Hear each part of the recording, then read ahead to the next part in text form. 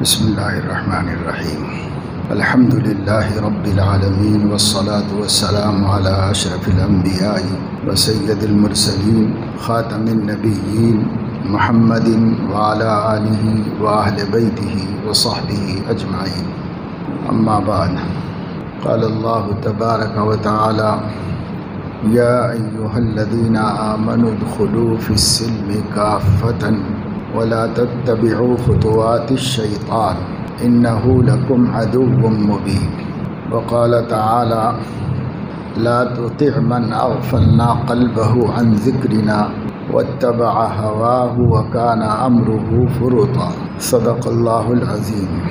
اسلام ایک مخصوص طرز زندگی کا نام ہے۔ دنیا میں ہر پیدا ہونے والا زندگی گزار رہا ہے۔ ابتدائی دور میں بے اختیار و بے شعور زندگی گزارتا ہے، اپنے ماں باپ اور اپنے پرورش کرنے والوں کے شعور کے ماتحت ہوتا ہے۔ پھر کچھ عرصے کے بعد اللہ تعالیٰ اس کی استعدادوں کو، صلاحیتوں کو، اس کے اندر کی طاقتوں کو بڑھاتا رہتا ہے، تو ایک عمر میں پہنچ کر وہ خود باشعور ہو جاتا ہے، نفع و نقصان کو سمجھتا ہے، اچھے برے کی تمیز ہوتی ہے، اپنی پسند اور دوسرے کی پسند میں فرق کر سکتا ہے۔ اس کو باشعور زندگی کہتے ہیں، اور اسلام میں اس کو ما بعد بلوغ کی زندگی، بالغ ہو جانے سے تعبیر کرتے ہیں، یعنی اس کی قوہ، اس کی صلاحیتیں، اس کا ذہن، اس کے فیصلے اس کے اختیار میں آ جاتے ہیں، یہاں سے باشعور زندگی گزار رہے ہیں۔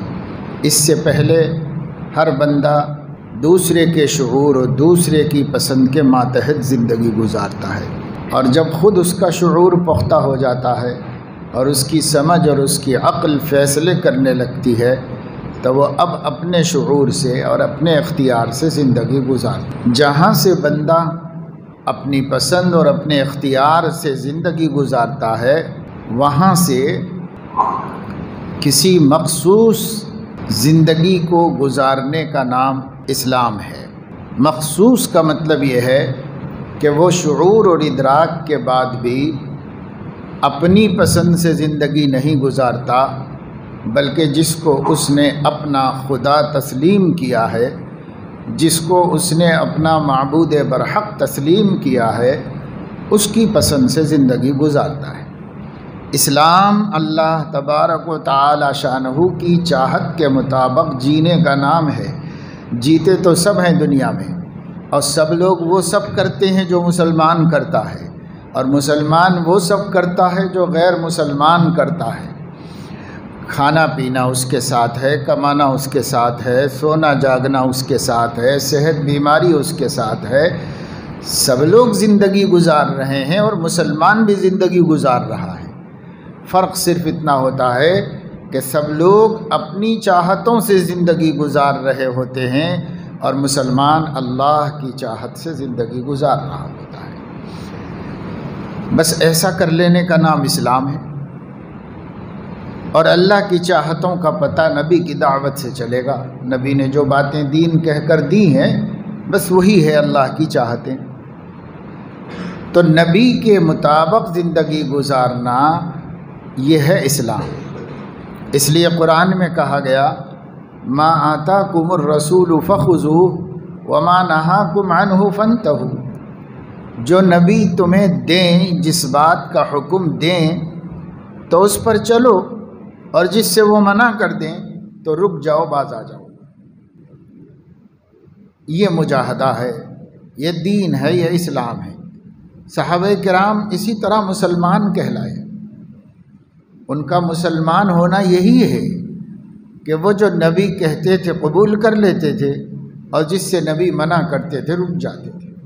آج بھی اسلام اسی کا نام ہے، اور قیامت تک اسلام اسی کو کہتے ہیں، اور مسلمان اسی کو کہتے ہیں جو نبی کہہ دے تو کرے، اور نبی روک دے تو رک جائے، اسی کو اسلام اور ایسا کرنے والے کو مسلمان کہتے ہیں۔ لیکن اب اس زمانے میں آہستہ آہستہ لوگوں کے اندر یہ چیز پیدا ہو گئی ہے کہ وہ یہ بات تو مانتے ہیں کہ اسلام نبی کی اطاعت کا نام ہے، لیکن اپنے لیے بعض مواقع میں اطاعت کو پسند کرتے ہیں اور بعض مواقع میں اطاعت کو پسند نہیں کرتے۔ اس کا اختیار کسی کو بھی نہیں، یہ اختیار تو خود نبی کو بھی نہیں کہ وہ جہاں چاہیں اللہ کی مانیں اور جہاں چاہیں نہ مانیں، ان کو بھی نہیں ہے اس کا اختیار۔ وہ بول بھی نہیں سکتے اللہ کے خلاف، وہ کر بھی نہیں سکتے اللہ کے خلاف۔ وہی کرتے ہیں جو اللہ فرماتا ہے اور وہی کہتے ہیں جو اللہ فرماتا ہے۔ تو ان کی امت کو کیسے اختیار ہوگا کہ وہ یہ کہیں کہ صاحب نماز تو سنت کے مطابق پڑھنا چاہیے، لیکن شادی بیاہ سماج کے مطابق کرنا چاہیے؟ یہ تفریق کا کس نے ان کو حکم دیا ہے؟ حج تو اللہ کے قاعدے کے مطابق ایک ایک مسئلہ سیکھ کر کرنا چاہیے، لیکن کاروبار جیسا مارکیٹ میں چل رہا ہے ویسا کرنا چاہیے۔ یہ تفریق کا حق کس نے دیا مسلمانوں کہ کچھ جگہوں پر وہ اللہ کی مانیں گے اور کچھ جگہوں پر اللہ کی نہیں مانیں گے؟ یہ حق کس نے دیا؟ کسی کو حق حاصل نہیں ہے، نہ ابو بکر صدیق کو حاصل تھا، نہ عمر فاروق کو حاصل تھا، نہ اس امت میں کسی محدث کو حاصل، نہ کسی فقیہ کو، نہ کسی عبادت گزار کو۔ کتنا نیک بن جائے، میں نے آپ کو بتایا نبی کو بھی نہیں حق حاصل ہے، تو پھر کس کو حق حاصل ہو سکتا ہے؟ لیکن یہ تقسیم ہمارے نفس و شیطان نے ہم سے کروا لی۔ اب بڑے بڑے لوگ دیندار بنتے ہیں مگر عبادت کے حد تک ہی بنتے ہیں، اور کوئی احکام کی فکر ہی نہیں ہوتی۔ نماز کے چھوٹے چھوٹے مسائل میں بھی شدت ہے، اگر آپ اسے نہ اختیار کریں تو بھی نماز ہو جائے گی۔ صرف مستحب اور ادب، افضل غیر افضل کا فرق ہوتا ہے، وہاں بھی ہم کو شدت ہے۔ ٹھیک ہے بھائی، اگر یہ سنت کا جذبہ ہم سے یہ کرا رہا ہے تو بہت اچھی بات ہے، اتباع سنت کے جذبے سے، لیکن پھر یہی سنت زندگی کے دوسرے حصوں میں بھی تو ہے، وہاں بھی تو یہ غیرت آنی چاہیے، پھر وہاں پر یہ غیرت نہیں۔ لوگ مثال کے طور پر ایک سنت نماز کی ہے کہ ہاتھ کہاں باندھا جائے، باندھا جائے نہ باندھا جائے اس میں بھی اختلاف ہے، باندھا جائے تو کہاں باندھا جائے اس میں بھی اختلاف ہے۔ روایتوں میں سب باتیں ہیں، حدیثوں میں سب موجود ہیں۔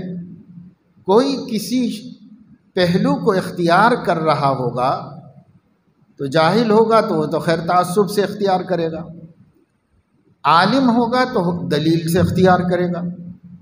تو اگر دلیل سے کسی بھی پہلو کو اختیار کر رہا ہے تو دوسرا پہلو بھی سنت کی شکل میں موجود ہے، اس وجہ سے وہ دوسرے کو غلط کہے بغیر اختیار کر سکتا ہے۔ مگر اس میں تو لڑائی ہے، جھگڑے ہیں، بحثیں ہیں، لوگوں کو سمجھایا جا رہا ہے، دوستوں کو توجہ دلائی جا رہی ہے کہ بھائی آپ صحیح نہیں پڑھ رہے نماز، آپ کی نماز اعلیٰ درجے کی نہیں ہے، سنت کے مطابق نہیں ہے۔ اگر جاہل گنوار ہوتا ہے تو وہ تو کہتا ہے کہ نماز ہی نہیں ہو رہی ہے آپ کی۔ یہ سب ٹھیک ہے، کس جذبے کے تحت ہے بھائی؟ یہ کس جذبے کے تحت ہے؟ تو اتباع سنت کا جذبہ ہے، نبی کی سنت کے خلاف میری نماز نہ ہو، میری نماز ایسی ہو جیسے نبی نے پڑھی ہے۔ اگر یہ جذبہ ہے تو بہت مبارک جذبہ ہے، پر یہ زندگی بھر میں نظر آنا چاہیے، ہر جگہ دکھائی دینا چاہیے۔ یہی شخص داڑھی رکھنے کے لیے تیار نہیں ہے، حالانکہ یہ ہاتھ باندھنے کی سنت سے داڑھی کی سنت 10 گنا نہیں 100 گنا بڑھ کر ضروری ہے، اس سے کہیں زیادہ اہمیت رکھتی ہے، اس کی تو کوئی اہمیت نہیں۔ مغربی ممالک کے لوگ ہاتھ چھوڑ کے کھڑے ہو کے نماز پڑھتے ہیں، ان کی بھی ہوتی ہے، وہ کہتے ہیں کہ نماز ہوتی ہے۔ تو نماز تو کسی طرح ہو رہی ہے، فرائض کے ادا ہو جانے سے فرض ہمارے ذمے سے ادا ہو جائے گا۔ ہاں یہ صحیح بات ہے کہ سنت کے مطابق پڑھنے کی کوشش کرنا چاہیے، لیکن سنت کا جذبہ صرف نماز میں نہیں ہوتا، سنت کا جذبہ ہر جگہ ہوتا ہے۔ ایسا لباس پہنے ہوئے ہیں جس لباس میں نماز پڑھنا مکروہ ہے، بلکہ بعض علماء کے نزدیک اس لباس میں نماز ہوتی ہی نہیں۔ اب ذرا ہم لوگوں کو سوچنا چاہیے کہ اتر پردیش سے خبریں آ رہی ہیں اخبارات کے اندر کہ کئی اہم مندروں کے پجاریوں نے اور ذمہ داروں نے باہر نوٹس بورڈ لگا دیا ہے کہ مندر کے اندر انگریزوں کے لباس میں نہ آئیں کوئی۔ یہ مقدس جگہ ہے، مقدس جگہ پر مقدس اور تقدس اور احترام ملحوظ رکھ کے آئیں، جو ہندوؤں کا لباس ہے اسی لباس کے اندر آئیں۔ یہاں پر جینز پہن کر کوئی نہیں آئے گا، کوئی عورت مندر کے اندر نیم برہنگی اور بے لباسی کی شکل میں نہیں آئے گی۔ ایک ایک پوائنٹ نوٹ کر کے لکھ کے مندر کے باہر لگایا گیا کہ مندر عبادت کی جگہ ہے، احترام کی جگہ ہے، یہاں جو بھی پوجا کرنے کے لیے آئے وہ احترامی وضاقتہ کے اندر آئے۔ پتہ چلا کہ صرف علماء ہی نہیں، ہر مذہب کے مذہبی لوگ اس کو بے لباسی سمجھتے ہیں اور اس کو عبادت گاہ کے احترام کے خلاف سمجھتے ہیں۔ ہاں، وہ انگریزوں کا کلچر ہے، عیسائیوں کا کلچر ہے، وہ اس کو اپنے مذہب کے لیے اچھا ہی سمجھتے ہوں گے، بہتر ہی سمجھتے ہوں گے، لیکن پھر بھی ہم دیکھتے ہیں کہ عیسائیوں کے مذہبی رہنما اور عیسائیوں کی نیک کہلائی جانے والی خواتین، ان کا لباس انہی کے کلچر سے موافق نہیں۔ جتنے ننس ہیں، سسٹرز ہیں، مذہب کی خدمت کرنے والی عورتیں ہیں، انہوں نے لباس ساتر پہن رکھا ہے۔ انہوں نے دوسروں کی طرح نیم برہنگی نہیں اختیار کی، انہوں نے اسی ملک کے اسی مذہب کی عام عورتوں کی طرح ادھورا لباس نہیں پہنا ہوا ہے۔ اسی طرح جو مذہبی رہنما ہیں انہوں نے بھی کامل لباس پہنا ہوا ہے۔ تو یہی حال ہندوؤں میں ہے، یہی حال سکھوں میں ہے، یہی حال جین مذہب کے ماننے والوں میں ہے۔ آپ کہیں بھی دیکھو تو انگریزوں کے کلچر کو کسی مذہبی شخصیت نے پسند نہیں کیا، چاہے کسی مذہب کا ہو۔ وہ کہتا ہے ہمارے مذہب کا جو لباس ہے، اور سب کا لباس ساتر لباس ہے، جسم کو چھپانے والا لباس ہے۔ آدی واسیوں کو چھوڑ کر کچھ لوگ جو دنیا میں برہنگی کو مذہب اور عبادت سمجھتے ہیں، ننگے رہنے کو، اکا دکا ہیں، ان سے بھی ان کی قوم کے لوگوں کو بھی حیا آتی ہے، شرم آتی ہے۔ تو اسلام میں لباس کی اہمیت ہے، لیکن ادھورا مسلمان لباس کی اہمیت کو کچھ ماننے کے لیے تیار نہیں۔ حج کا سیزن ہے، حج کی تیاریاں چل رہی ہیں، روز اخبارات حج کے ٹریننگ کیمپس کے اعلانات سے بھرے ہوئے۔ آج فلاں مسجد میں ہے، دوپہر میں فلاں مسجد میں ہے، شام میں فلاں مسجد میں ہے، فلاں جگہ فلاں جگہ فلاں جگہ۔ حج کمیٹی بھی کروا رہی ہے اور خود علماء اور مسلمان اور مسجدوں کی کمیٹیاں بھی کروا رہی ہیں جگہ جگہ، اور لوگ ذوق در ذوق شریک ہو رہے ہیں، فکر کے ساتھ جا رہے ہیں، کیونکہ حج کرنا ہے اور حج عبادت ہے اور وہ سنت کے مطابق ادا ہو جائے۔ اچھا جذبہ ہے، اچھی فکر ہے، لیکن اسی سیزن میں شادیاں بھی ہو رہی ہیں اور کسی کو اس کا احساس نہیں ہے کہ شادی ایک عبادت ہے اور وہ سنت کے مطابق ہو جائے، اس کا کسی کو بھی احساس نہیں۔ تو یہ تفریق کیا ہے کہ حج تو سنت کے مطابق ہونا چاہیے، لیکن شادی سنت کے مطابق ہونے کی ضرورت نہیں ہے، نماز تو سنت کے مطابق ہونا چاہیے، لیکن وضاقتہ اور لباس سنت کے مطابق ہونے کی کوئی ضرورت نہیں ہے، کاروبار سنت کے مطابق ہونے کی کوئی ضرورت نہیں ہے۔ پتہ چلا کہ لوگ جو ہیں وہ سنت کو عبادت سے جوڑے ہوئے ہیں، بس عبادتوں میں احکام پوچھیں گے، عبادتوں میں مسائل معلوم کریں گے، عبادتوں میں سنت کی فکر کریں گے، عبادت کے حد تک دین سمجھ رہے ہیں، حالانکہ عبادت نہیں، دین اسلام پوری زندگی کا نام ہے، پوری زندگی اسلام کے مطابق گزرنا چاہیے۔ کیا آپ بہترین نماز بالغ ہونے سے لے کے مرنے تک سنت کے مطابق نمازیں پڑھتے رہے، آپ کے معاملات درست نہیں تھے، آپ کی معاشرت درست نہیں تھی، آپ کے احکام اسلام کے مطابق زندگی نہیں تھی، تو قیامت میں مسئلہ حل ہو جائے گا، اللہ آگے نہیں پوچھیں گے۔ یہ تو ہے کہ اگر نماز صحیح ہوگی تو اللہ حساب میں سہولت پیدا کریں گے، لیکن یہ کہیں نہیں ہے کہ اللہ تعالیٰ حساب نہیں لیں گے بقیہ دین کا، بقیہ دین کا حساب نہیں لیں گے، ایسا کہیں بھی نہیں۔ حساب تو اللہ پورا لیں گے، ہر چیز کا لیں گے، حقوق العباد کا حساب ہے، حقوق اللہ کا حساب ہے، سب حساب ہوگا آخرت میں، خاص طور سے اپنے معاملات و معاشرت کا، اس کا حساب ہے، لیکن ہم نہیں کر رہے۔ ہم لوگوں نے یہ سمجھا ہوا ہے کہ بس عبادت جب کرنا ہے تو شریعت اور سنت کے مطابق کرنا ہے، کیونکہ بھائی عبادت ہے، اللہ کی بندگی ہے، احکام سیکھنا چاہیے، احکام کے مطابق عمل کرنا چاہیے۔ ایسا نفس نے ہم کو پٹی پڑھا دیا۔ یہ تو صحیح ہے کہ عبادت اعلیٰ درجے کی بنانا چاہیے اپنی، لیکن اپنے عقائد بھی اعلیٰ درجے کے ہوں، معاملات بھی اعلیٰ درجے کے ہوں، معاشرت بھی اعلیٰ درجے کی ہو، اور ہمارے اخلاق بھی اعلیٰ درجے کے ہوں۔ سب نبی لائے ہیں اور سب کے بارے میں قیامت میں سوال ہے۔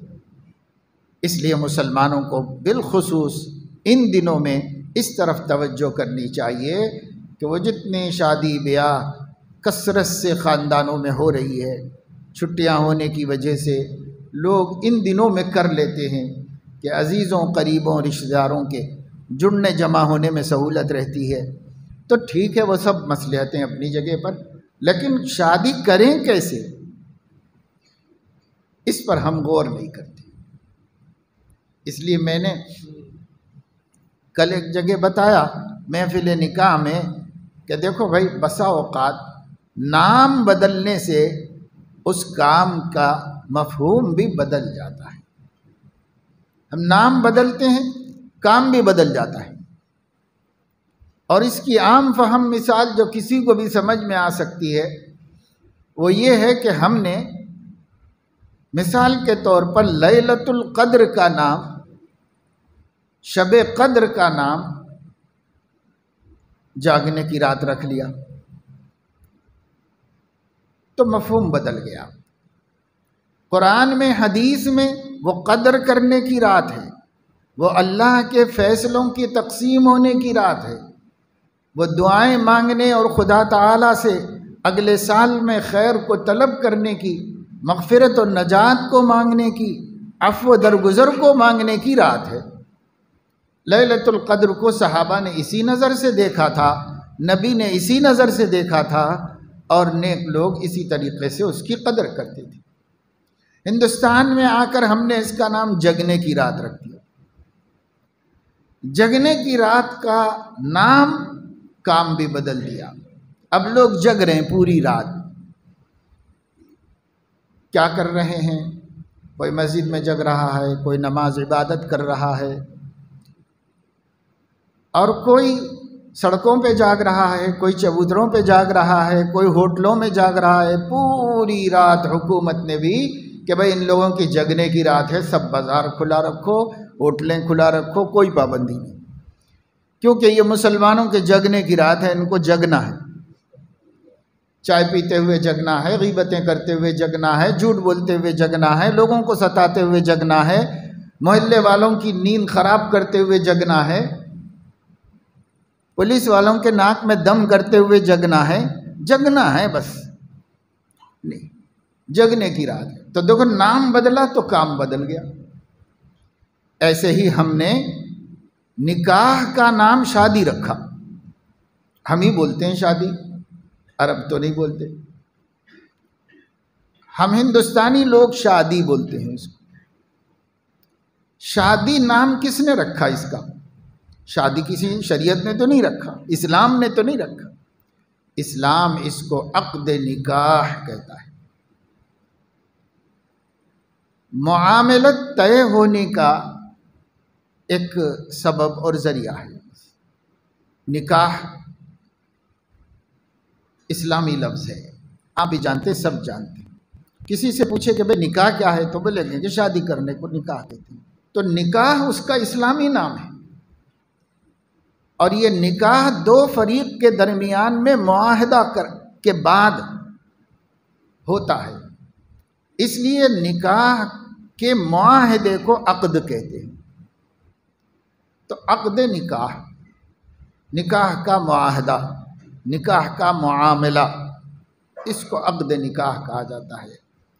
اگر یہی نام ہوگا تو جب تک یہ نام تھا اور یہی کتابوں میں لکھا ہوا ہے، یہی حدیثوں میں آیا ہے، ہر حدیث کی کتاب میں کتاب النکاح ہے۔ اگر شادی کے بارے میں جتنی حدیثیں ہیں اس کا ٹائٹل ہے کتاب النکاح، کہیں بھی شادی نہیں۔ شادی اردو زبان میں شادی خوشی کو کہتے ہیں، عربی زبان میں فرح کہتے ہیں، اس کو مسرت کہتے ہیں۔ تو کہیں بھی کسی فقیہ نے فقہ کی کتاب میں، کسی حدیث کی کتاب میں کتاب الفرح نہیں لکھا ہوا ہے، ہر جگہ کتاب النکاح لکھا ہوا ہے۔ تو اسلام کا جو تصور ہے وہ ذمہ داریوں کی طرف توجہ دلاتا ہے، اور جو شادی کے نام سے تصور ہے وہ ذمہ داریوں سے فرار کی طرف لے جاتا ہے، ذمہ داریوں سے غافل بنانے کی طرف لے جاتا ہے۔ شادی کا تصور جو ہم نے نام رکھا ہے شادی، فارسی زبان کا لفظ ہے، اردو میں اس کو کہتے ہیں خوشی۔ تو شادی ہے تو بھائی خوشی کا دن ہے، خوشی ہے، ایک ضروری کام ہوتا ہے تو خوشی ہوتی ہے، خوشی کا ہونا الگ بات ہے، لیکن اس کا نام اسلام نے شادی نہیں رکھا، اس کا نام اسلام نے نکاح رکھا۔ نکاح کیا ہے؟ ایک آدمی کا کسی دوسرے کی بیٹی کو اس کی تمام تر ذمہ داریاں قبول کر کے، مہر ادا کر کے اپنے لیے حلال کر لینا، اس نامحرم کو اپنے لیے محرم بنا لینا، اللہ کا نام لے کر ذمہ داریوں کو قبول کر کے۔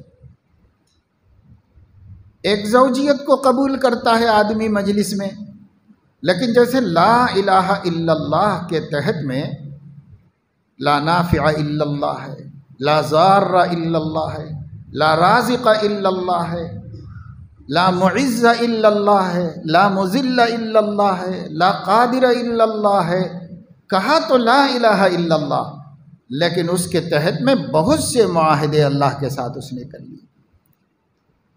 ایسے ہی جب کوئی عاقد یہ کہتا ہے کہ میں نے اس نکاح کو قبول کیا ہے، تو کیا قبول کیا ہے؟ نکاح کو قبول کیا ہے۔ اب تک اس کا باپ جو پرورش کر رہا تھا، اس پرورش کی ذمہ داری کو قبول کیا ہے۔ اس کا باپ جو محبت دیتا تھا، اس محبت کو قبول کیا ہے۔ اس کا باپ جس شفقت سے پال رہا تھا، اس شفقت سے پالنے کی ذمہ داری کو قبول کیا ہے۔ اس کے باپ جو کھلاتا تھا، وہ کھلانے کی ذمہ داری کو قبول کیا ہے۔ اس کا باپ جو پہناتا تھا، اس پہنانے کی ذمہ داری کو قبول کیا ہے۔ اس کا باپ جس طریقے سے کسی گھر میں راحت سے اس کو رکھا ہوا تھا، عزت سے رکھا ہوا تھا، حفاظت سے رکھا ہوا تھا، اس نے آج ذمہ داری قبول کی۔ اب آپ کو فکر کرنے کی ضرورت نہیں، میں اسی راحت سے، اسی عزت سے، اسی حفاظت سے اپنے ماتحت رکھوں گا آپ کی بیٹی کو۔ کتنی ذمہ داریاں قبول کرنا ہے، اور زبان سے صرف یہ بولا کہ میں نکاح کر دیا گیا، قبول کر لیا، لیکن یہ قبول کرنے میں ساری باتیں گنائیں نہیں قاضی صاحب نے، سب باتیں نہیں شمار کرائیں، پر یہ ایسا ہی ہے جیسا کہ لا الہ الا اللہ کہہ کر آپ نے سب باتیں قبول کر لی ہیں، وہ اس کے ضمن میں آ گئی ہیں۔ یہ عنوان ہے اس عنوان کے تحت جو کچھ ذمہ داریاں ہیں سب اس میں آ گئی۔ کوئی بھی لا الہ الا اللہ کہہ کر شرک نہیں کروں گا نہیں بولتا ہے، لیکن شرک نہ کرنا بھی اس میں شامل ہے، اس کے اندر داخل ہے۔ ایسے ہی نکاح کو قبول کرنا دراصل ذمہ داریوں کا تبادلہ ہے۔ یہ اب تک کسی اور کی ذمہ داری تھی، یہ میری ذمہ داری میں آ گیا۔ دوسرے میرے لیے یہ حرام تھی اور اللہ نے اس کو میرے لیے میرے فائدہ اٹھانے کے لیے حرام کیا تھا، تب میں نے اللہ کا نام لے کر اس کو اپنے لیے حلال کر دیا ہے اللہ کے قانون کے مطابق۔ بس یہ تصور ہے اسلام کا، اور اسی کا عقد ہوتا ہے۔ عقد کہتے ہیں ایگریمنٹ کو۔ ایگریمنٹ جب ہوگا تو گواہ بھی ہوں گے، اس لیے دو گواہ بھی ہوں۔ اب اسلام میں نکاح کا تصور یہ ہے کہ لڑکی کو بتایا جائے کہ آپ کا نکاح فلاں ابن فلاں سے اس مہر پر کیا گیا ہے، میں کر رہا ہوں، ولی بتا دے، جو بھی محرم ہے اس کا وہ محرم اس کو بتائے، آپ کا نکاح کر رہے ہیں، ہم فلاں شخص سے کر رہے ہیں اور اس کے اتنے مہر پہ کر رہے ہیں۔ اس کو کہتے ہیں اذن، اجازت طلب کرنا۔ اس لیے ایک لڑکی کے علم میں آیا اور اس لڑکی نے اسے انکار نہیں کیا، بس یہ انکار نہ کرنا اس کی اجازت ہے۔ ایک کام ہو گیا۔ دوسرا کام یہ ہے کہ لڑکے سے کہا جائے، نکاح کرنے والے سے، کہ فلاں لڑکی کا نکاح آپ کے ساتھ اتنے مہر پر کر دیا گیا ہے، تو کیا آپ نے اس کو قبول کیا ہے؟ یہ جواب طلب کرنے کو ایجاب کہتے ہیں۔ وہ کہہ دیتا ہے کہ ہاں میں نے قبول کیا ہے، یا اس کو بول کے کہلوایا جاتا ہے، ایسا بولو کر کے کہلوایا جاتا ہے۔ جب بھی وہ بولے گا یہ الفاظ، اس کو قبول کہتے ہیں۔ تو پہلا کام لڑکی کو اطلاع ہونا کہ اس کا نکاح کس سے ہو رہا ہے، کتنے مہر پہ ہو رہا ہے۔ دوسرا کام کسی شخص کا نکاح کرنے والے سے جواب طلب کرنا۔ بہتر ہے کہ لڑکی کا باپ خود ایجاب کرائے، اس کو کرنا نہیں آتا تو وہ کسی سے بھی کروا سکتا ہے، ایجاب کرے۔ وہ جواب دیا، یہ دو کام مل کے ایک ہے، اس کا نام ایجاب و قبول ہے۔ یہ ایجاب و قبول دوسرا کام۔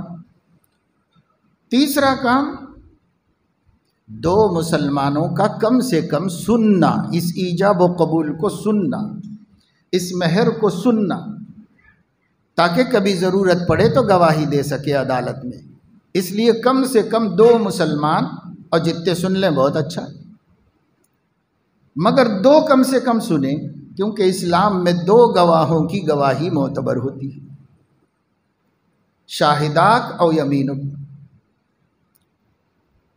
تو یہ ہو گیا، اتنی چیز ہے، بس اتنے سے عمل کا نام اسلام میں نکاح ہے۔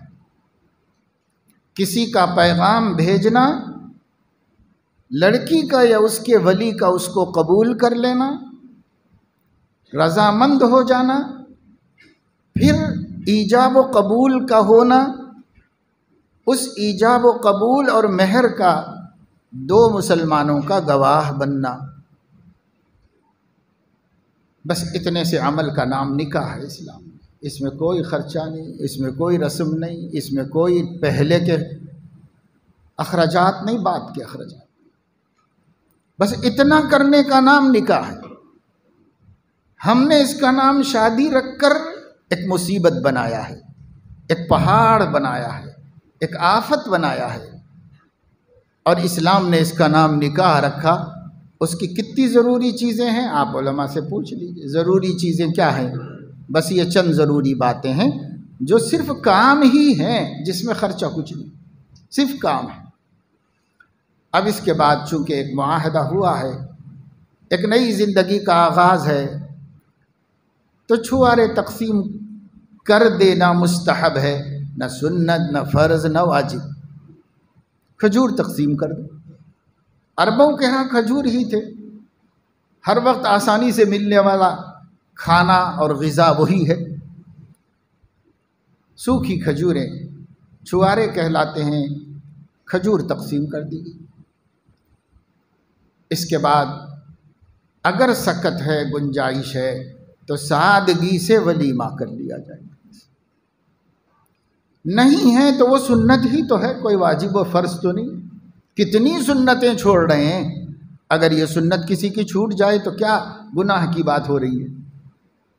بالخصوص گنجائش نہ ہونے کی وجہ سے چھوڑ دے، بھائی اتنی گنجائش نہیں ہے کہ ایک دعوت کر سکے لوگوں، بھائی ضروری نہیں ہے، بھائی سنت ہی تو ہے۔ آپ ہی لکھتے ہیں ولیمہ مسنونہ۔ ولیمہ مسنونہ کا کیا مطلب ہے؟ کہ سنت کام، نہ واجب نہ فرض، نہ کرے تو نکاح پہ کوئی اثر نہیں پڑتا، لیکن سنت سمجھ کے کر لیتے ہیں، یا ایک خوشی کا موقع ہے، رشتہ دار احباب جمع ہو جائیں، کھلا دیں، کھا لو کھلا لو، منع تو نہیں کیا جائے گا، لیکن اس کو جس طرح کیا جا رہا ہے وہ تو قابل مذمت ہے، گناہ ہے، چھوڑنے کے قابل ہے۔ جس طرح اس کا نقشہ ہم نے بنا لیا ہے شادی کی دعوت کا اور ولیمے کی دعوت کا، یہ دعوتیں کیا ہیں؟ نکاح میں اسلام نے نہیں رکھی، اسلام نے نہیں رکھی ہیں، ہم نے اپنے رواج، اپنا علاقہ، اپنا زمانہ، اپنے زمانے کے لوگوں کا عمل، اس کو سامنے رکھ کر ہم اس کو ضروری سمجھ رہے ہیں، لیکن کیا اسلام ضروری سمجھ رہا ہے؟ اسلام کچھ بھی اس کو ضروری نہیں سمجھ رہا ہے،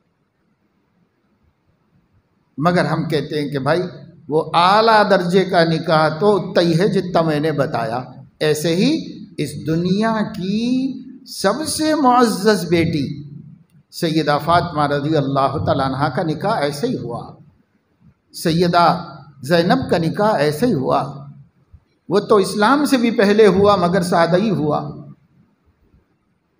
حضرت ام کلثوم، حضرت رقیہ رضی اللہ تعالی عنہن، سب بیٹیوں کا نکاح اس لیے ہوا۔ یہ دنیا کی سب سے قیمتی بیٹیاں ہیں، سب سے معزز بیٹیاں ہیں، ان کے برابر اگر حسب، نسب، خاندان، حیثیت عرفی، مال، دولت کسی اعتبار سے بھی تولا جائے تو رسول اللہ کی بیٹی کے مقابلے میں کسی ترم خاں کی بیٹی کا کوئی وزن نہیں۔ اگر اللہ کے نبی کی بیٹی ایسی بیاہی جا سکتی ہے تو پھر کون ہے جس کی بیٹی کی عزت کے خاطر کچھ کرنا پڑتا ہے، اس کے علاوہ بھی بہت کچھ کرنا پڑتا ہے، وہ کون ہے پھر اگر نبی کی بیٹی کا ایسے نکاح ہو جائے؟ حضور علیہ السلام نے، حضرت ابو بکر نے، روایات سے معلوم ہوتا ہے کہ حضرت ابو بکر نے رشتہ بھیجا تو زیادہ عمر ہونے کی وجہ سے پسند نہیں فرمایا، حضرت عمر نے بھیجا تو بھی زیادہ عمر تھی اس لیے پسند نہیں فرمایا، دونوں نے مل کر حضرت علی کو تیار کیا تو انہوں نے کہا کہ میں کیسے کہوں، وہ میرے بڑے بھائی ہیں، میرے سرپرست ہیں، کیسے میں ان سے کہوں؟ تو کہا کہ ہم پیش کر دیں گے آپ کا پیغام۔ ان کی بات آئی مجلس میں تو حضور علیہ السلام نے موضوع قرار، ہاں مناسب ہے، بالکل موضوع ہے یہ رشتہ، قبول کر لیا، طے کر دیا، نکاح پڑھا دیا۔ جب رخصتی کرنا چاہی تو حضرت علیہ السلام نے حضرت علی رضی اللہ تعالی عنہ کے سرپرست بھی وہی، حضرت فاطمہ کے سرپرست بھی وہی۔ حضرت علی کا اب کون تھا مدینے میں نبی کے علاوہ؟ پہلے تو جب تک ابو طالب زندہ تھے تو باپ تھے زندہ، وہ بھی نہیں رہے، وہ تو مکے میں انتقال کر گئے، اب کون تھا سوائے نبی پاک صلی اللہ علیہ وسلم کے؟ وہی ان کے سرپرست اعلیٰ تھے۔ بیٹی کی بھی ماں نہیں تھی، حضرت خدیجہ کا بہت پہلے انتقال ہو چکا تھا، سوتیلی مائیں تھیں۔ حضرت علیہ السلام نے اپنی دو زوجہ سے فرمایا کہ دیکھو فاطمہ کی رخصتی کر دینا چاہتا ہوں میں، اس کا حجرہ تیار کر دو۔ تو دونوں گئے، حضرت علی کا جو کمرہ تھا اس کمرے میں جھاڑو لگائی، پانی چھڑکا، فرشی تھی نہ کچھ تھا، مٹی کی دیواریں تھیں، مٹی کا چھت تھا، اس میں جھاڑو لگائی، پانی چھڑکا، کونے میں ایک لکڑی کھڑی کر دی کپڑے ڈالنے کے واسطے، اور مٹکے میں پانی بھر کے رکھ دیا، گھر پر ٹاٹ کا پردہ ڈال دیا، باہر بھی تھوڑا سا پانی چھڑک دیا، واپس آ کر اطلاع کی کہ یا رسول اللہ دلہن کا حجلہ عروسی تیار ہو چکا ہے، آپ رخصتی فرما سکتے ہیں۔ خود ہی حضرت علیہ السلام رات کو اپنی بیٹی کو لے جا کے اس کمرے میں چھوڑ دیے۔ حضرت علی رضی اللہ تعالیٰ عنہ دونوں کے درمیان میں بیٹھ کر ان کو دعائیں دی، برکت کی دعا دی اور چھوڑ کے آگے بس ختم۔ ابھی جو ہم لوگ کہتے ہیں کہ جہز رسول اللہ صلی اللہ علیہ وسلم، یہی لفظ آیا حدیث میں، حضرت علی نے اپنے نکاح کا قصہ سنایا، اس میں یہ کہا کہ جہز رسول اللہ صلی اللہ علیہ وسلم، حضور علیہ السلام نے سامان نکاح تیار کیا اپنی بیٹی کی رخصتی کے واسطے، تو ایک کھاٹ اور اس پر ایک تکیہ جس میں کھجور کی گودا جو ہوتا ہے، کھجور کی گھاس جو ہوتی وہ بھری، اور ایک چکی آٹا پیسنے کے واسطے، ایک مٹکا پانی رکھنے کے واسطے حضرت علیہ السلام نے یہ جہیز دیا تھا اپنی بیٹی۔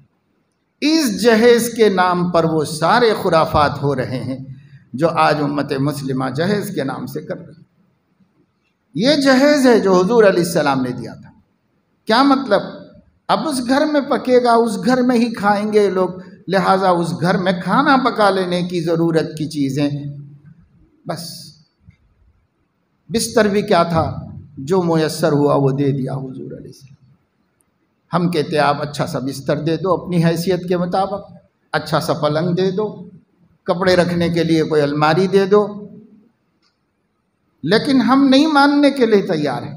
ہم کہتے ہیں کہ سرما دانی بھی ہونا چاہیے، پاندان بھی ہونا چاہیے، اور یہ بھی ہونا چاہیے اور وہ بھی ہونا چاہیے، جسے عمر بھر میں کبھی کام نہ آئے وہ بھی ہونا چاہیے، کیونکہ زمانے کا رواج ہے۔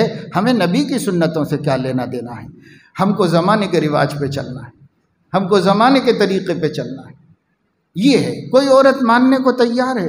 آج جا کے دیکھو بیگم بازار میں اور عثمانیہ بازار میں بیٹھی بھی ہے، ایک ایک اپنی چٹی میں سے نکال کے ایک چیز جمع کر رہی، کام ہی آنے والی، اتنے سر کا بھگونا، اتنے سر کا بھگونا، اتنے سر کا، ارے بابا فی الحال تو دونوں ہی کھائیں گے، اور اگر آباد گھر میں جا رہے ہیں تو وہاں تو کافی دنوں تک ان کو پکانا بھی نہیں ہے، کھانا بھی نہیں، جو بھی ان کے سسرال میں ہوگا وہی کھائیں گے، وہی لوگ کھلائیں گے، بڑے لوگ کھلائیں گے، پکانا بھی نہیں ہے ان کو۔ لیکن آج ہی ہونا چاہیے، کیونکہ ذہن یہ بن گیا ہے کہ جو دینا ہے آج دے دو، آج کے بعد کچھ بھی دینا نہیں۔ اور اگر عقل سلامت ہوتی تو آدمی یہ سوچتا کہ بھئی زندگی بھر کے لیے ہمارا داماد ہے، ہماری بہو ہے، زندگی بھر کرنا ہے، اللہ دیتا رہے گا، بیٹی کو کریں گے، بیٹے کو کریں گے، بہو کو بھی کریں گے، داماد کو بھی کریں گے، عمر بھر کرتے رہیں گے۔ آج ہی دے کر کیا دستبردار ہونا ہے، ہاتھ دھو کے ختم کر دینا ہے قصہ؟ جو ایسا سوچ رہے ہیں وہ آج ہی کرنا چاہ رہے ہیں، جو کرنا چاہ رہے ہیں، بس اس کے آگے کچھ نہیں۔ آگے مصیبت بھی آ جائے تو کوئی پوچھنے والا نہیں، آگے کوئی پریشانی ہو جائے تو کوئی رحم کرنے والا نہیں، سب آج کر دینا ہے، بس ختم۔ یہ سب تصورات میرے عزیزوں باطل تصورات ہیں جو ہم نے بنائے ہیں، نہ اللہ نے، نہ اللہ کے نبی نے، کسی نے بھی نہیں۔ اسلام بہت سمپل نکاح دیا ہے، اب آپ اس کو شادی کہہ لو کہ نکاح، لیکن ہے اتنا ہی کام کرنے کا۔ اور اگر اتنا کام ہم کر رہے ہیں، اسی طریقے سے کریے، اس کو سنت کہتے ہیں۔ کارڈ میں لکھنا کافی نہیں ہے، ہر کارڈ پہ لکھا ہوا ہے النکاح من سنتی، پہلے سے ہی چھپا ہوا ہے، وہ آپ چھپانے کی بھی ضرورت نہیں، پہلے سے ہی چھپا ہوا ہے۔ لیکن چونکہ ایک خوبصورت ڈیزائن میں چھاپ دیا ہے تو کوئی اس کو پھول سمجھ کے چھوڑ دیتا ہوگا، پڑھتا ہی نہیں اس کو کوئی۔ پڑھو، پہلا لفظ یہی لکھا ہوا ہے، بسم اللہ الرحمن الرحیم، النکاح من سنتی، نکاح میری سنت ہے۔ نبی کی سنت ہے تو نبی کی سنت ہی پر اس کا تکمیلہ ہوگا۔ آگے کھولیے تو لکھا ہوا ہے کہ میرے بچے کا عقد مسنون، عقد مسعود، نکاح مسنون، بس اسی میں سے کوئی لفظ اندر لکھا ہوا۔ پھر ولیمے کا کارڈ رکھا ہوا ہے، تو میرے بچے کا ولیمہ مسنونہ، ہم کو اپنے نکاحوں کو مسنون کہتے ہوئے، ہم کو اپنے ولیموں کو مسنونہ کہتے ہوئے اللہ سے اور نبی سے حیا آنی چاہیے، شرم آنی چاہیے۔ نام سنت کا دے رہے ہیں اور کر رہے ہیں ساری خرافات، اول سے آخر تک۔ کوئی گناہ ایسا نہیں ہے جو شادی میں نہیں ہو رہا، ہر گناہ کر رہے ہیں۔ بعض علماء تو انہوں نے کاؤنٹ کر کے جمع کیا ہے، ایک جگہ پوری تفصیل بنائی گئی، جیسے آپ لوگوں کو بازار کے اندر پوری تفصیل ملتی ہے، چھپی ہوئی جہیز کی لسٹ، چھپی ہوئی لسٹ، آپ اس پہ ٹک کر کے دے دو، بس یہ چاہیے، یہ چاہیے، نہیں چاہیے، یہ چاہیے، پوری لکھ کے امکانی درجے میں ہر چیز لکھی ہوئی ہے اس میں۔ نمبر 1 قرآن کریم، نمبر 2 مصلی، نمبر 3 فلاں فلاں سے شروع ہو کر الا بلا جتنی چیزیں مانگنا بھکاری پن ہے، ذلت ہے، رسوائی ہے، سب اس میں لکھو۔ اتنے جوڑے چپل، اتنے جوڑی چوڑیاں، اتنے جوڑا یہ، اتنے یہ سب لکھے، تیار مارکیٹ میں ہے، جا کے لانا ہے۔ لڑکی والے پوچھ رہے ہیں کہ آپ لوگوں کا کیا ڈیمانڈ ہے؟ اچھی بات، ہم لوگ جا کے بھیجتے ہیں، جا کے بازار سے لاؤ، ٹک لگا کے سب بھیجو، یہ پورے چاہیے، اس کے پاس بھیج دیے جاتے ہیں۔ یہ کیا ہے صاحب؟ جیسے چورستے کے اوپر ہندو مرد، ہندو عورتیں داڑھی رکھ کے، ٹوپی لگا کے، برقع پہن کر مسلمانوں کے کلچر میں اللہ کے نام پہ دے دو، خدا تمہارا بھلا کرے گا بول بول کر مانگ رہے ہیں، اس بھکاری میں اور یہ جہیز کی لسٹ بھیجنے والے بھکاری میں ایک رتی کے برابر فرق نہیں ہے، دونوں اسی درجے کے بھکاری ہیں، بلکہ وہ تو غریب محتاج ہوگا، یہ تو اس سے بھی بدتر بھکاری ہے جو یہ کہہ رہا ہے کہ یہ بھی دے دو تو ٹھیک ہے، یہ بھی مناسب ہے، یہ بھی چلتا، مگر دے دیے تو اچھا ہے۔ کیا بھیک ہے؟ کیسی کمینگی ہے یہ؟ عزت کو نکال کے سائڈ میں رکھ کر وہ لکھتا ہے، تب وہ اپنی عزت کو بھی نہیں جانتا کہ میں کوئی معزز آدمی ہوں، اپنے کو ذلیل بھکاری فقیر بنا کر لکھتا ہے کہ یہ چاہیے، اور اپنی بیویوں کو بھیجتا ہے، اپنی عورتوں کو بھیجتا ہے کہ جاؤ مانگ کر کے لے کے آؤ۔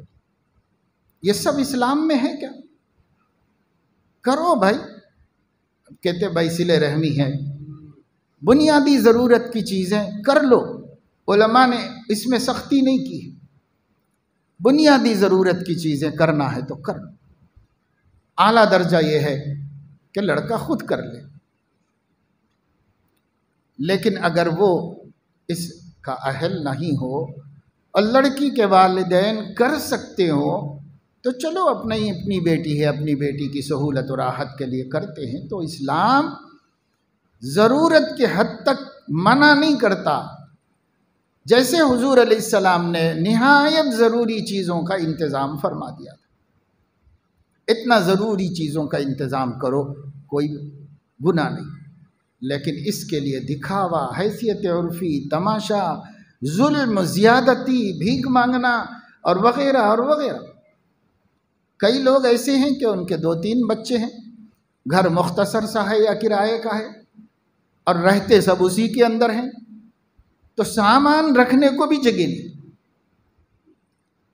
کم سے کم بول سکتے کہ بھائی ابھی نہیں ہے، جب ہمارا بچہ الگ رہنے لگے گا تو آپ دلا دیجئے گا جو بھی دلانا ہے، فی الحال ابھی ہمارے گھر میں رکھنے کو بھی جگہ نہیں ہے، تو کیوں پیسہ خراب کرتے ہو، کیوں سامان خراب کرتے ہو؟ نہیں لاؤ۔ مارواڑیوں نے شہر میں جگہ جگہ رہن سنٹر کھول کے رکھے ہوئے، لے گھر میں جگہ نہیں ہے، لے جا کے رہن سنٹر میں رکھ دو۔ وہ 3 لاکھ روپے خرچ کر کے سامان آپ کو دیا ہے، آپ رہن سنٹر میں لے جا کے 1 لاکھ میں رکھا کے آ۔ اور وہ 1 لاکھ اس لیے کہ شادی کے بعد کے رسومات کرنا ہے، وہ رسومات کرنے کے لیے لے کے آئے ہیں آپ۔ تو کیسے مسلمان نادان ہو گئے، ناسمجھ ہو گئے، اور کیوں کر مسلمان ایسی حرکتیں کر رہے ہیں جن سے ان کی معیشت تباہ ہے، ان کی زندگی برباد ہے۔ ایک واقعہ میں آپ کو سناتا ہوں۔ بہت بڑے عالم دین گزرے ہیں حضرت مولانا مفتی محمود حسن صاحب رحمۃ اللہ علیہ، ہندوستان میں اپنی حیات میں فقیہ الملت کہلاتے تھے، بہت بڑے مفتی تھے۔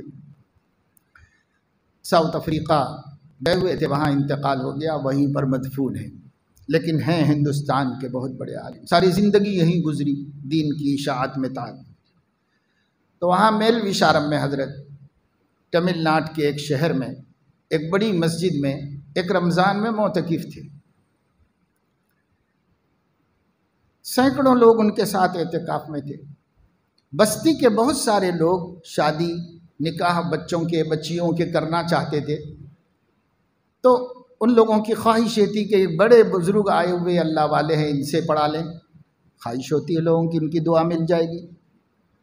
تو جا کے گزارش کرتے تھے کہ حضرت ہماری بچی کا نکاح پڑھا دیجئے، ہمارے بچے کا نکاح پڑھا دیجئے۔ تو فرماتے تھے کہ لکھ کر دو کہ نہ شادی سے پہلے کوئی رسم کرو گے، نہ شادی کے بعد کوئی خلاف سنت کام کرو گے، نکاح اور ولیمہ دونوں سنت کی روشنی میں کرو گے، یہ لکھ کر کے دو مجھے، تو پڑھاؤں گا۔ اچھا موقع ہے، ایسا کرنا چاہیے۔ جب آدمی اپنی گرفت میں آ جائے تو اس کا فائدہ اٹھا کر اس کو دین پہ لانا چاہیے۔ حضرت یوسف علیہ السلام سے خواب کی تعبیر پوچھنے کو لوگ بے چین ہو گئے تھے اور یہ کہہ رہے تھے کہ آپ کے علاوہ کوئی نہیں بتا سکتا۔ اسی کا فائدہ اٹھا کر حضرت یوسف نے پہلے توحید کی دعوت دی اور شرک کی مذمت بیان کی اور توحید کی دعوت دی۔ قرآن پڑھو، قرآن میں موجود ہے۔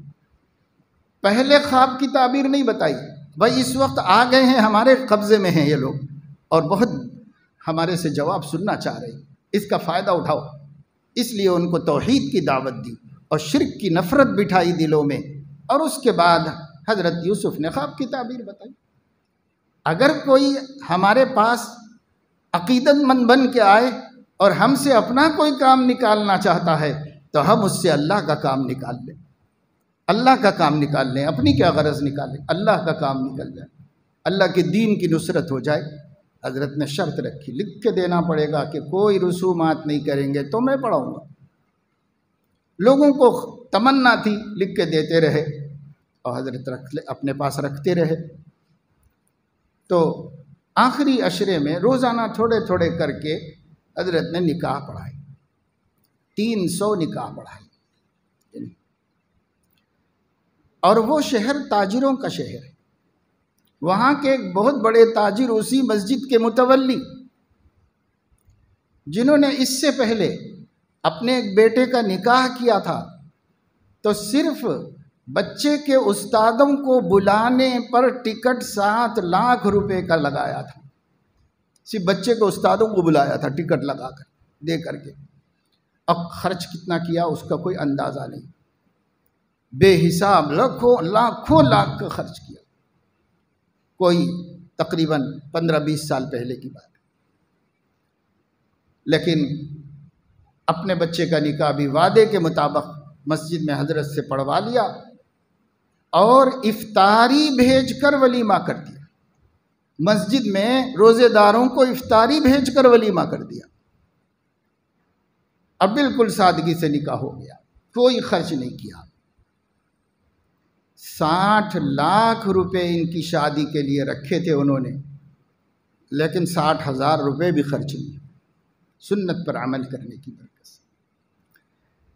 انہوں نے ہی بتایا کہ میں تخمینہ لگایا بستی کے یہ 300 نکاح جو 10 دن میں ہوئے ہیں، اس میں بستی کے مسلمانوں کا کتنا پیسہ خرچ ہوا۔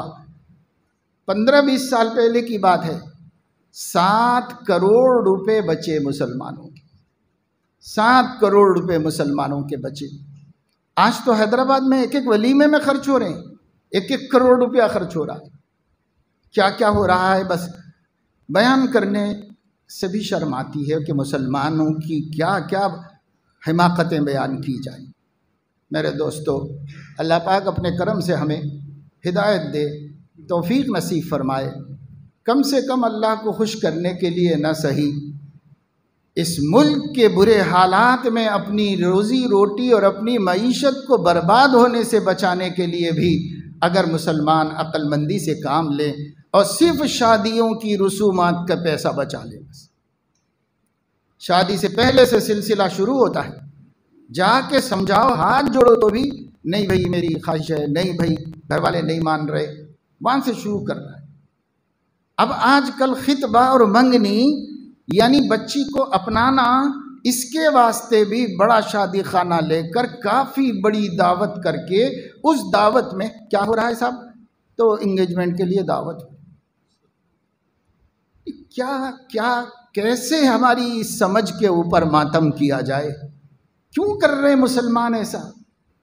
ہر زاویے سے اس ملک میں مسلمان کو سائیڈ پر کیا جا رہا ہے، مسلمان کو نظر انداز کیا جا رہا ہے، مسلمانوں کو معیشت کے راستے بند کرنے کی پلاننگ کی جا رہی ہے، مسلمانوں کے ٹھیلے منڈی پہ فروٹ بیچ لینے پر بھی اعتراض ہے، مسلمانوں کی مزدوریوں پر بھی اعتراض ہے کہ اتنا کما رہے ہیں، اتنا کما رہے ہیں، اتنا کما رہے ہیں مسلمان۔ کیوں ہو رہا ہے اعتراض؟ اس لیے کہ یہ جو دکھا رہے ہیں نا ہم شادی خانوں میں، یہ دیکھ کے اعتراض ہو رہا ہے کہ اتنا پیسہ کہاں سے لا رہے ہیں لوگ، اتنا پیسہ کہاں سے لا رہے ہیں؟ 4 احمق لا رہے ہیں اور 400 غریب روٹی کے محتاج ہیں، لیکن ان کی وجہ سے ان کو بھی دبایا جا رہا ہے اور ان کو بھی ستایا جا رہا ہے۔ کیا کرنا چاہتے ہیں آپ؟ کیا اللہ کو منہ نہیں دکھانا؟ کیا نبی کے سامنے نہیں جانا قیامت میں؟ کیا اتنی امت کے اوپر مصیبتیں ڈھانے والے اپنی شادیاں کر کے بجا طور پر ان کے بارے میں کہا جا سکتا ہے ہمارے گھر کے دیے بجھا کر وہ اپنی شمع جلا رہے ہیں؟ غریبوں کے گھر کے دیے بجھا کر، غریبوں کی گھر کی بیٹیوں کو غیروں کے ساتھ جانے پر مجبور کرنے کے واسطے یہ مالدار اپنی شان و شوکت بتا رہے ہیں، اپنی شان و شوکت دکھا رہے ہیں۔ غریب کی بیٹی کہہ رہی ہے ہمارے گھر کے دیے بجھا کر وہ اپنی شمع جلا رہے ہیں۔ یہ آہیں آپ کو کام آئیں گی؟ یہ آہیں آپ کی بیٹی کے رشتہ دار زندگی میں کام آئیں گی؟ ذرا غور کرو، سوچو۔ اب تو اتنے نیچے اتر کر کہہ رہا ہوں، اللہ کے لیے نہ صحیح، نبی کے لیے نہ صحیح، دین کے لیے نہ صحیح، آخرت کے لیے نہ صحیح، اس دنیا میں اپنی مفاد اور اپنی مصلحت کے لیے اپنا پیسہ بچاؤ اور اسے ڈھنگ سے خرچ کرو، ضرورت کے موقع کے لیے، آڑے وقتوں کے لیے اٹھا کے رکھو۔ اللہ مجھے آپ کو سب کو توفیق عمل نصیب فرمائے۔